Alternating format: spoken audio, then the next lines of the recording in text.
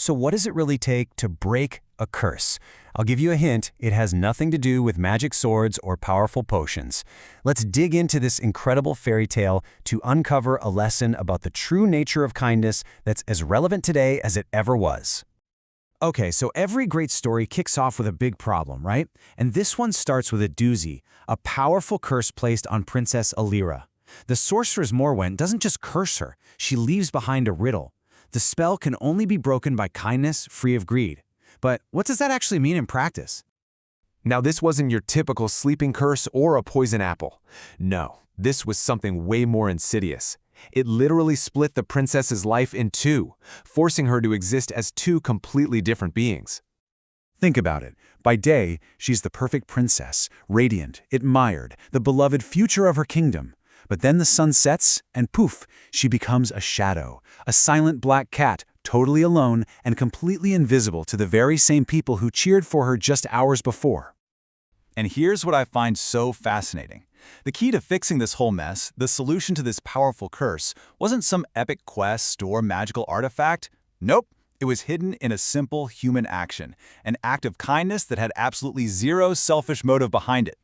So this very specific condition sets the stage for a massive, kingdom-wide test. As all these suitors start showing up at the castle trying to win her hand, we get this classic showdown of values, worldly wealth versus genuine kindness.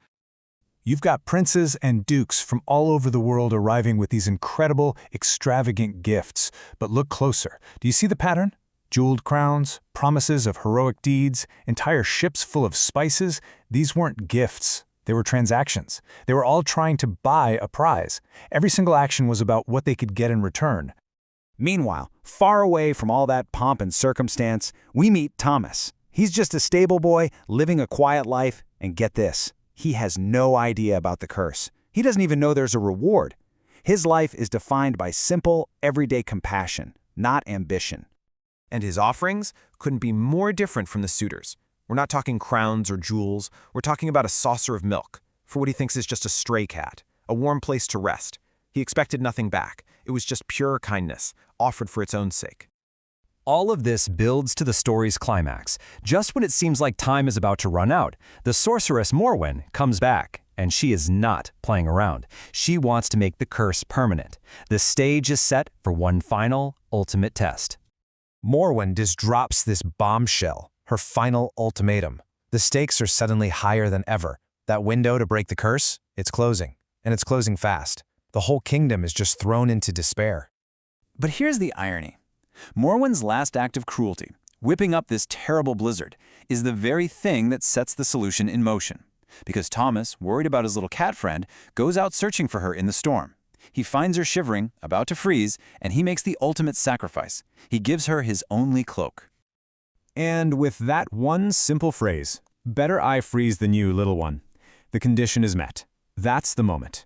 It is an act of kindness so pure, so completely and totally free of greed that he's willing to risk his own life for a small stray animal. And that changes everything. The curse shatters. And in the aftermath, the story really spells out its true message. Real power, the kind that lasts, doesn't come from magic. It comes from the heart. So in her final showdown with Morwen, Alira doesn't need to cast a single spell. She doesn't have to. The power that she now wields is this incredible strength that was born from receiving selfless kindness. And that inner light is more than enough to drive away all the darkness. Now, you'd think after all this, Thomas would cash in, right? The king offers him everything. Gold, titles, you name it. But he remains unchanged. He proves, once again, that he was never in it for a reward. The only thing he ever valued was the connection he had made. And Alira's final choice just says it all. She chooses the one person who saw her not as a trophy to be won, but as a soul in need of care when she was at her absolute most vulnerable. It proves that being truly seen for who you are is worth more than all the riches in the world. So, let's nail this down. What is this true kindness that broke the curse? Well, it's way more than just being nice. It's an act that you give freely, with zero thought of getting something back, done simply for the well-being of someone else. And ultimately, the story leaves us with this powerful truth, doesn't it? All that stuff people chase, power, beauty, wealth, it's all temporary. But true kindness, that's an enduring strength. It's powerful enough to break even the deepest, darkest curses. So, we'll leave you with this to think about. It might be a fairy tale, but its lesson is very, very real. What if the curses we face in our own world, things like loneliness, division, or despair, don't actually need some grand, magical solution? What if they could be broken by just a single, selfless act of kindness?